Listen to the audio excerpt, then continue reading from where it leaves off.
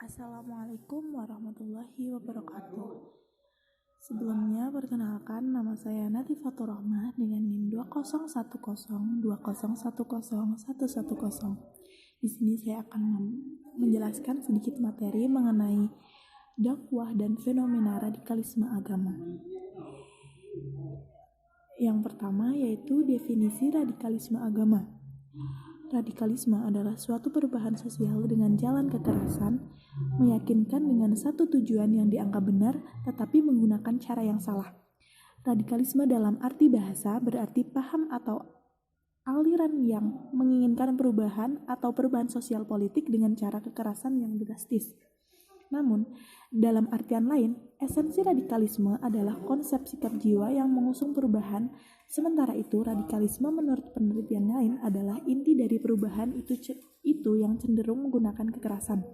Yang dimaksud dengan radikalisme adalah gerakan yang berpandangan kolot dan sering menggunakan kekerasan dalam mengajarkan sikap berdamai dan mencari perdamaian Islam, dan tidak pernah membenarkan praktek penggunaan kekerasan dalam menyebarkan agama, paham keagamaan, serta paham politik. Selanjutnya yaitu agama dan radikalisme. Pada dasarnya, Islam sejatinya adalah suatu agama yang memberikan keamanan, kenyamanan, ketentraman bagi semua penganutnya. Tidak satupun ajaran yang di dalamnya mengajarkan kepada umatnya untuk membenci atau melukai makhluk lain. Kalaupun ada, itu pun memerlukan bagian dari salah satu upaya dalam memecah dan menyelesaikan satu masalah yang dilakukan oleh umatnya, dan hal ini bukan ajarannya. Pelaku radikalisme atau terorisme yang bertopeng serta mengatasnamakan jihad dan beragama Islam, tidaklah pasti mereka beragama Islam secara struktur atau identitas dan kultur atau jiwa. Pada pelaku yang dikatakan orang yang beragama Islam hanya beragama secara struktur saja atau identitas. Kalau kata lain ya Islam KTP. Selanjutnya yaitu faktor dan penyebab radikalisme dalam Islam. Adanya faktor-faktor yang menyebabkan munculnya pergerakan radikalisme dalam Islam di Indonesia pada umumnya adalah sebagai bentuk pemahaman ajaran Islam yang perlu untuk dirumuskan dan disodorkan sebagai alternatif terhadap sistem yang berlaku sekarang. Ada beberapa faktor agar tampak lebih jelas gambarannya. Yang pertama yaitu faktor sosial politik, faktor emosi keagamaan, faktor kultural, dan faktor ideologi, dan yang terakhir yaitu faktor kebijakan pemerintah.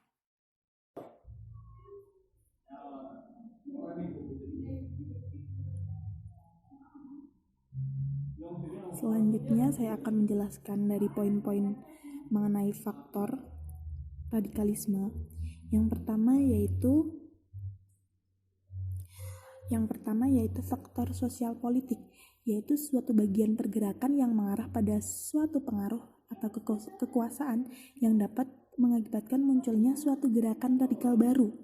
Dan hal ini muncul diakibatkan dari interaksi sosial antara kelompok internal Islam yang didorong adanya pergerakan yang mengarah pada kekuasaan, seperti pergerakan Islam dalam pemerintahan. Contohnya seperti khalifah. Sikap radikal pada pasca wafatnya Rasulullah SAW dan khalifah pertama adalah Abu Bakar As-Siddiq. Waktu itu sudah mulai muncul radikalisme, namun belum nampak. Yang kedua yaitu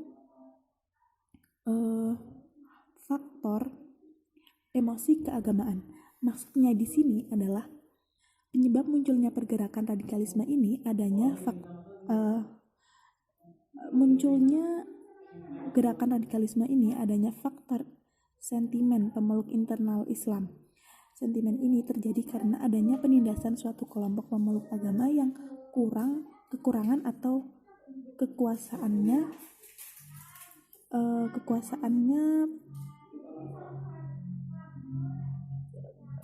muncul emosi yang dilampiaskan menggunakan dalil agama, sehingga muncul emosi yang dilampiaskan agama maksud saya.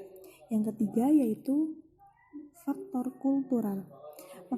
Maksudnya adalah suatu budaya yang dapat menggeser terdapat keadilan Islam, sehingga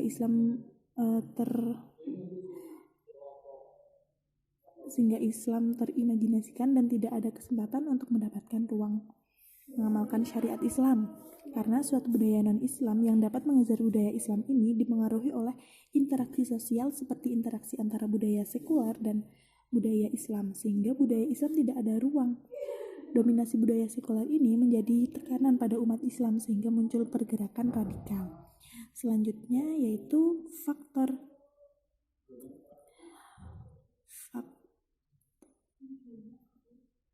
kebijakan pemerintah. Yang keempat yaitu faktor ideologi.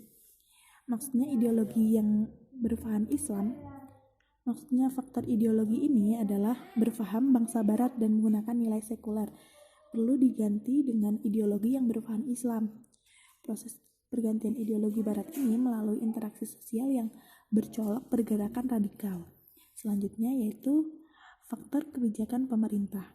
Tindakan pemerintah di negara Islam atau gerakan berpenduduk mayoritas Islam kurang diberdayakan untuk mengatasi munculnya pergerakan radikalisme yang muncul dari internal maupun eksternal pada suatu negara. Jadi faktor radikal ini muncul dari internal atau eksternal pada suatu negara.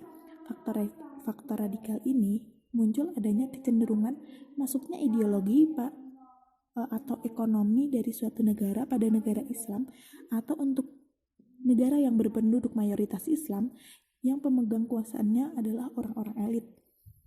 Di negara Muslim belum dapat mewujudkan selain untuk mengatasi perkembangan itu. Yang ketiga yaitu implementasi radikalisme Islam. Yang ketiga yaitu implikasi radikalisme Islam.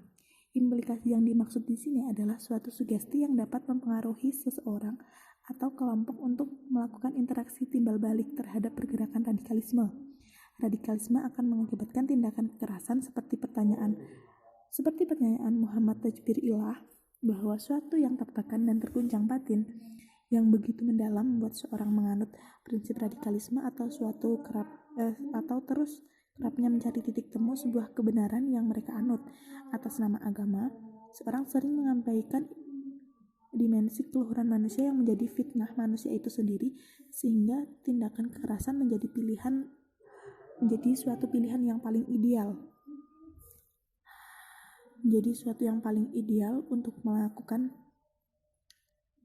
Untuk memperkuat jaminan kehidupan selanjutnya.